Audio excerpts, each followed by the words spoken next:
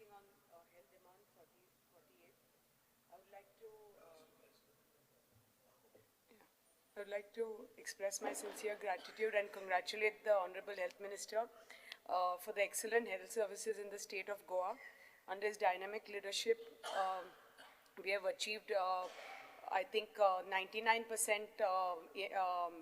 emergency management call response efficiency under EMRI, from 96% to 99%.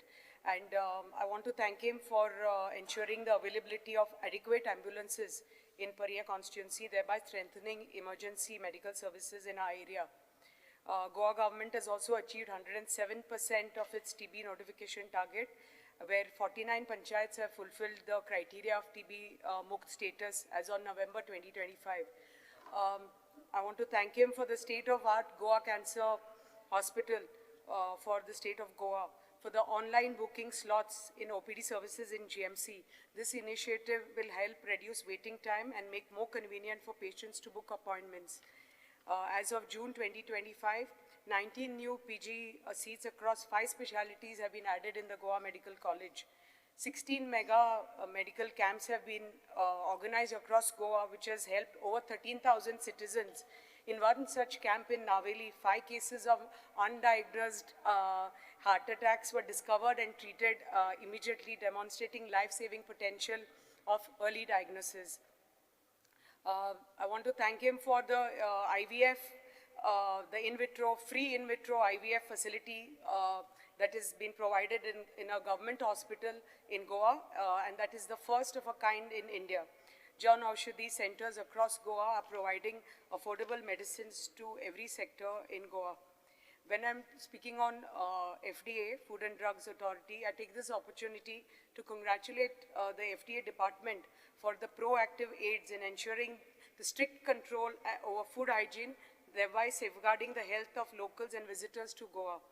Through the combined efforts of FDA, especially I would like to mention Mr. Richard Noronha, the designated officer, FDA and North Goa collector, the fraudulent practice of selling non-edible or oily cashews by mixing with edible varieties in the coastal belt, especially in Baga and Kalangut, has finally been stopped. I think 99%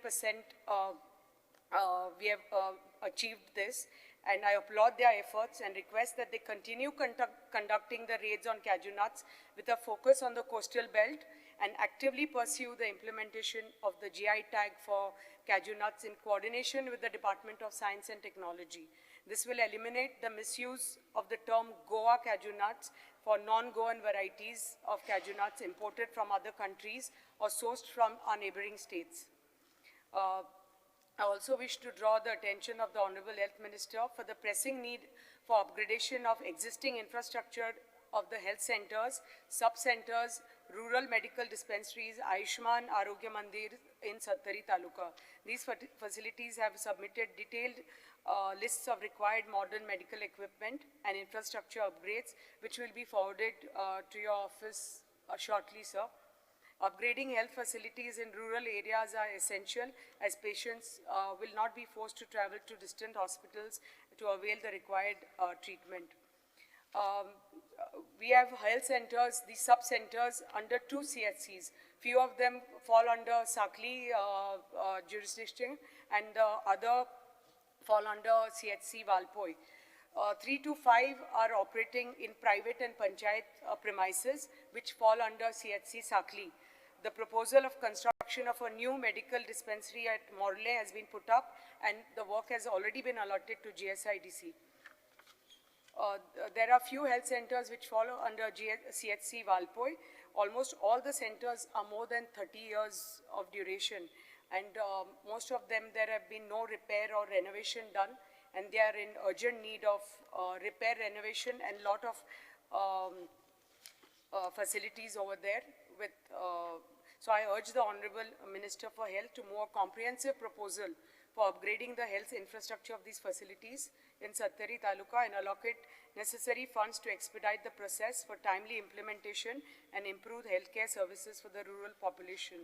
And I'm sure the sub-centers and the Arogya Mandirs, which are there in under both the jurisdiction of Valpoi and Sakli, will be upgraded soon. and the necessary equipment and facilities will be provided to all my sub-centers and the Arogya Mandirs. I would like to speak on the forest demand, that is 68. I would like to congratulate the Forest Minister and the Forest Department for achieving a forest cover of over 61%. And this is as per the India State of Forest Report, which was published by the Forest Survey of India. And if we add the tree cover, that is over 6.9%, then the forest and tree cover of Goa is over 68%. Sattari Taluka has the highest percentage of farmers in Goa, and I've repeatedly raised this issue of crop losses due to wild animals such as gaur and wild pigs, etc., and the attack of wild animals and livestock on human beings. I'm grateful to the Honorable Forest Minister for taking cognizance of these issues and giving instructions to formulate the wildlife management plan for the protected areas, and it's on way. And these management plans will have special focus for creating creation of water bodies, plantation of fruit-bearing trees in fringe areas, developing grass plots, and there will be measures, these measures will provide, I think, increase the prey density and provide respite to the wild animals so that they won't enter into the villages, and the human-animal conflict will reduce. I'm confident that as per the promise given by the Honorable Forest Minister yesterday on the floor of the House, the action plan for combating the human-wildlife conflict will be submitted before the conclusion of the Assembly session, and this will prove to be highly beneficial for the conservation of wildlife and mitigating human-wildlife conflicts in Goa. I would like to highlight the recent incident of leopard being spotted on the roads of one of my panchayat, that is in Saraune, in Thane Panchayat, and this has resulted in the death of Mr. Yashwant Gawas. So I've been given to understand by the Forest Department that the department has identified stretches of road on priority areas where wild animals are known to cross regularly, and this requires speed breakers, illumination, and sign boards.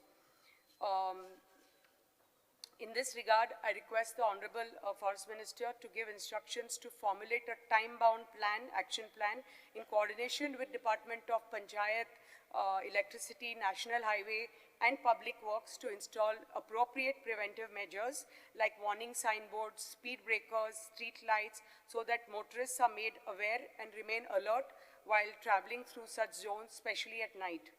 In many areas, dense vegetation and bushes have grown very close to the edge of the road. As a result, drivers cannot see the animals approaching until they are dangerously close. And this has significantly increased the risk of the accidents we have seen in Saraune and few days back in Bicholi and Sarvan.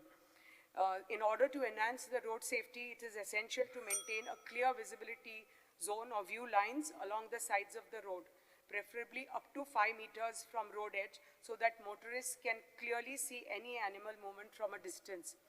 A committee with members from the Department